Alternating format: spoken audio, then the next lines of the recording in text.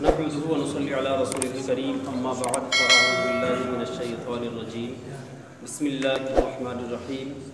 درود پاک پڑھ لیجیے. اللهم صل علی سیدنا ونبینا ومولانا محمد صلی علیہ الصلوۃ والسلام علیک یا رسول اللہ صلی اللہ علیہ وسلم. اللہ رب العزت ارشاد فرماتا ہے وَأَنزَلْنَا إِلَيْكَ الْكِتَابَ بِالْحَقِّ مُصَدِّقًا لِمَا بَيْنَ يَدَيْهِ مِنَ الْكِتَابِ وَمُهَيْمِنًا عَلَيْهِ فَاحْكُم بَيْنَهُمْ. اور اے محبوب ہم نے تمہاری طرف سچی کتاب اتاری، اگلی کتابوں کی تصدیق فرماتی. یہ قرآن پاک ما قبل کتابوں کی تصدیق کرتی ہے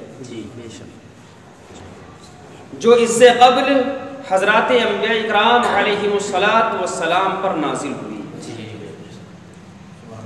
اور ان پر محافظ و گواہ. یہ کتاب ان پر محافظ اور گواہ بھی.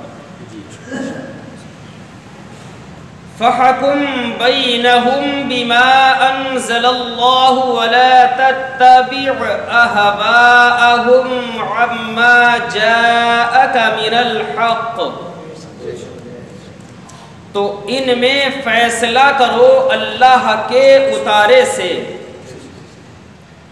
یعنی جب اہل کتاب اپنے مقدمات آپ کی طرف لے کر آئیں تو آپ قرآن پاک سے فیصلہ فرمائیں.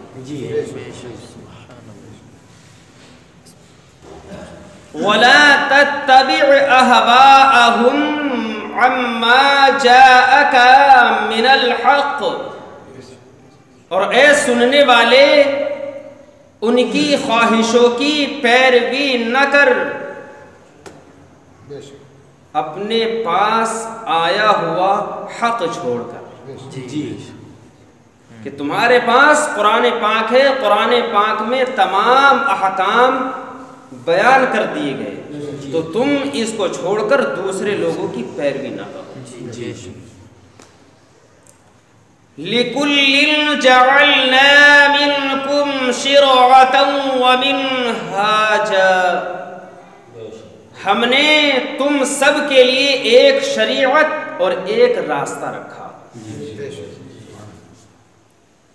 یعنی فروع و اعمال ہر ایک کے خاص ہیں اور اصل دین سب کا ایک. حضرت علی رضی اللہ تعالی کرم اللہ وجہ الکریم نے فرمایا کہ ایمان حضرت آدم علیہ السلام کے زمانے سے یہی ہے. کیا؟ لا الہ الا اللہ کی شہادت. اور جو اللہ کی طرف سے آیا اس کا اقرار کرنا، اور شریعت و طریق ہر امت کا خاص ہے. شریعت اور راستہ جو ہے ہر امت کا الگ ہے. بات سمجھ میں آ رہی؟ آگے اللہ رب العزت ارشاد فرماتا ہے وَلَوْ شَاءَ اللَّهُ لَجَعَلَكُمْ أُمَّةً وَاحِدَةً لِيَبْلُوَكُمْ فِي مَا آتَاكُمْ فَاسْتَبِقُوا الْخَيْرَاتِ. اور اللہ چاہتا تو تم سب کو ایک ہی امت کر دیتا. اللہ چاہتا تو تم سب کو ایک ہی امت کر دیتا، لیکن منظور یہ ہے کہ جو کچھ تمہیں دیا اس میں تمہیں آزمائے، اس میں تمہیں آزمائے اور امتحان میں ڈالے، تاکہ ظاہر ہو جائے کہ ہر زمانے کے مناسب جو احکام دیے کیا تم ان پر اس یقین اور اعتماد کے ساتھ عمل کرتے ہو کہ ان کا اختلاف و مشیت الہیہ کے اقتضاء سے حکمت بالغہ اور دنیاوی و اخروی مصالح نافع پر مبنی ہے، یا حق کو چھوڑ کر ہوائے نفس کا اتباع کرتے. یہ اس لیے فَاسْتَبِقُوا الْخَيْرَاتِ، تو بھلائیوں کی طرف سبقت چاہو، بھلائی کی طرف بڑھو. إِلَى اللَّهِ مَرْجِعُكُمْ جَمِيعًا فَيُنَبِّئُكُمْ بِمَا كُنْتُمْ فِيهِ تَخْتَلِفُونَ. تم سب کا پھرنا اللہ ہی کی طرف ہے، سب کو اللہ رب العزت کی طرف جانا ہے. جب جانا ہے تو وہ تمہیں بتا دے گا. بِمَا كُنْتُمْ فِيهِ تَخْتَلِفُونَ، جس بات میں تم جھگڑتے تھے وہ تمہیں سب بتا دے گا. وَأَنِحْكُمْ بَيْنَهُمْ بِمَا أَنزَلَ اللَّهُ وَلَا تَتَّبِعْ أَهْوَاءَهُمْ وَحَذَرْهُمْ. اور یہ کہ اے مسلمان اللہ کے اتارے پر حکم کر اور ان کی خواہشوں پر نہ چل.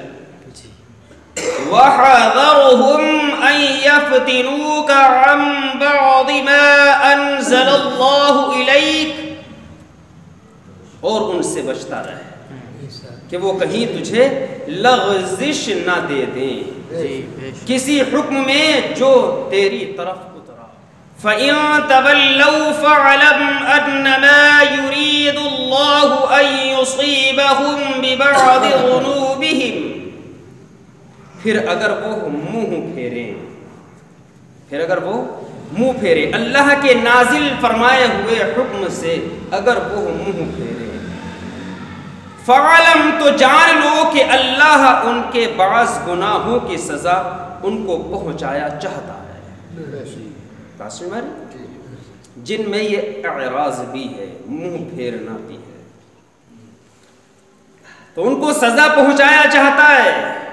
دنیا میں قتل و گرفتاری اور جلا وطنی کے ساتھ، اور تمام گناہوں کی سزا آخرت میں دے گا. وَإِنَّ كَثِيرًا مِّنَ النَّاسِ لَفَاسِقُونَ، اور بے شک بہت آدمی بے حکم ہیں. صدق اللہ العظیم.